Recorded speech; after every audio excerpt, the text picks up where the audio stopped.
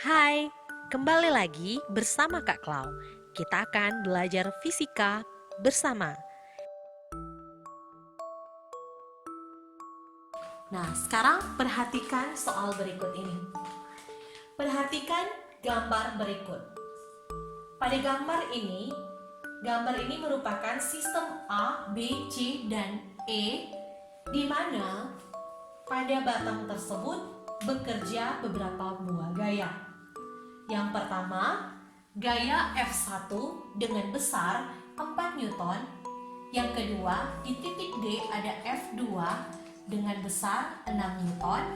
Dan yang ketiga, di titik E bekerja gaya F3 sebesar 6 Newton.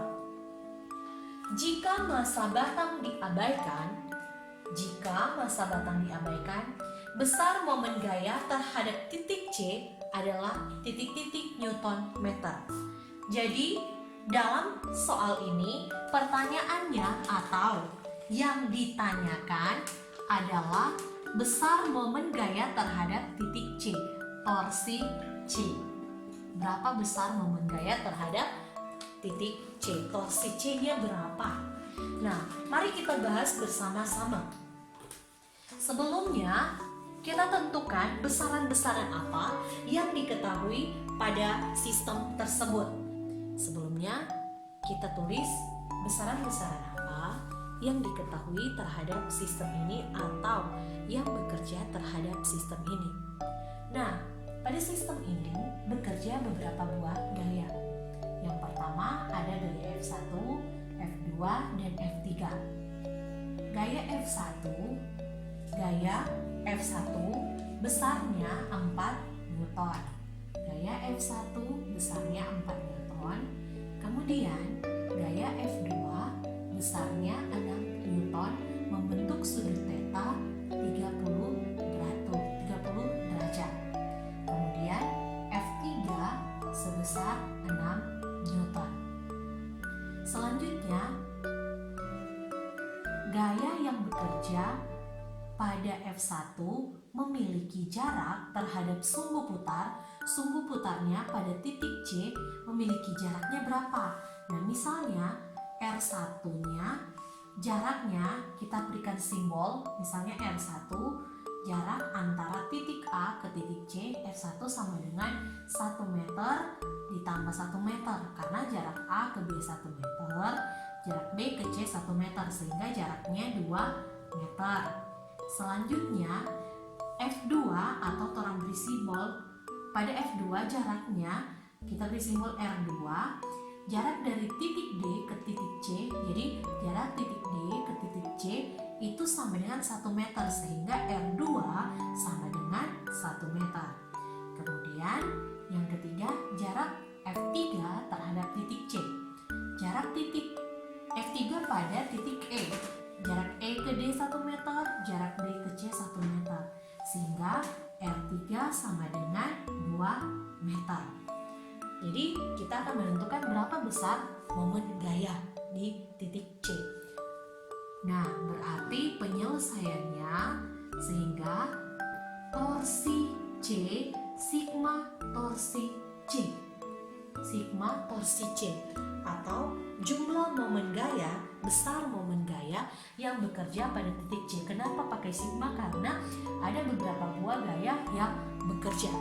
Nah, misalnya pada F1 itu sama dengan torsi A.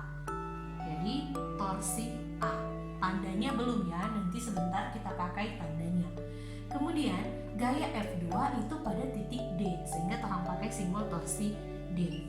Kemudian gaya F3 pada titik E, terang pakai simbol torsi E.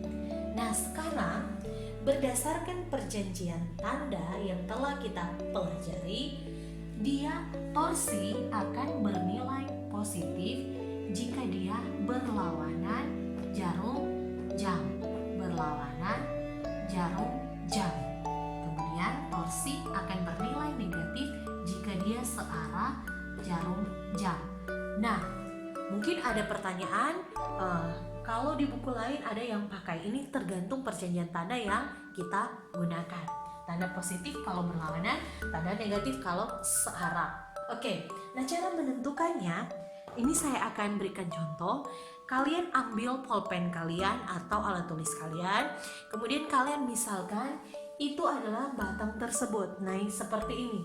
Nah, ini titik A, ini titik B, ini titik C, ini titik D, dan titik E. Nah, kalau pada titik C berarti misalnya tolong tempatkan di tengah jari kita. Kemudian kita lihat F1 arahnya kemana? Oh, arahnya ke atas, berarti kita tarik ke atas. Nah, sehingga kalau kita tarik ke atas, spidol ini akan berputar kemana? Nah, berputar ke kanan, berarti dia searah jarum jam. Sehingga torsi di sini bernilai negatif. Torsi A-nya bernilai negatif. Selanjutnya, yang kedua di titik D. Nah, seperti ini kita pegang lagi, kemudian di sini titik D kita tarik. Nah, dia akan berputar searah jarum jam, sehingga torsinya bernilai negatif. Selanjutnya, yang ketiga, di gaya yang ketiga, torsi E. Ini tanda panahnya ke atas, sehingga kita dorong seperti ini. Nah, arahnya berlawanan jarum jam, sehingga ini beri tanda positif. Nah, sekarang torsi A. Torsi A, maka torsi A sama dengan F1 dikali dengan R1. Negatif F1 kali R1. Kenapa dia tidak pakai sin theta? Karena dia membentuk sudut 90 derajat terhadap batang. Kemudian torsi D. Nah, negatif torsi D. Torsi D dia membentuk sudut 30 derajat. Berarti kita pakai F2 kali R2 sinus theta ditambah torsi E.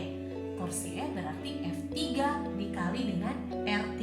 F3 kali dengan R3. Tinggal kita masukkan nilai-nilainya ada.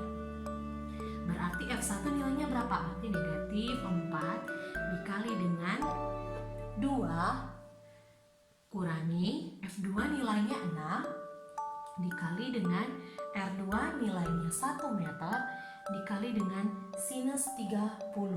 Berarti sin 30 derajat ditambah F3 nilainya 6 dikali dengan 2. Sehingga negatif 4 kali 2 8 kurang 6 kali 1 6 dikali sin 31 per 2 ditambah dengan 6 kali 2 12. Sehingga negatif 8 kurang 6 kali 1 per 2 sama dengan 3 ditambah dengan 12. Hasilnya negatif 8 kurang 3 tambah 12 hasilnya sama dengan 1 Newton meter. Berarti besar momen gaya yang bekerja pada titik C sebesar 1